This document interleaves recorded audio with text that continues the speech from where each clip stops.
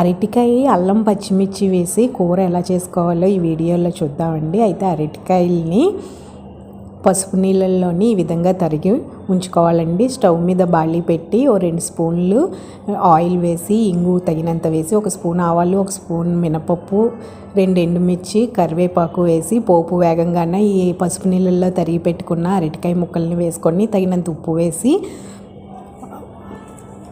మూత పెట్టి ఉంచుకోండి. ఇప్పుడు ఈ పచ్చిమిర్చి ఈ అల్లంని మిక్సీలో వేసుకొని కొద్దిగా కొత్తిమీర వేసుకొని మిక్సీ చేసుకోవాలండి. ఇలా మెత్తగా మిక్సీ చేసుకున్నాక ఈ మగ్గుతున్న అరటికాయ ముక్కల్లోని వేసి కొద్దిగా మిక్సీ కడిగి ఆ నీళ్ళు కూడా కొద్దిగా వేసి మూత పెట్టి ఒక 5 నిమిషాలు ఉంచండి. అప్పుడు కూర ఇలాగా దగ్గరికి అవుతుంది. అంతేనండి. స్టవ్ ఆఫ్ చేసి వేరే బౌల్లోకి తీసుకోవడమే. ఈ వీడియో కానీ నచ్చితే లైక్ చేయండి.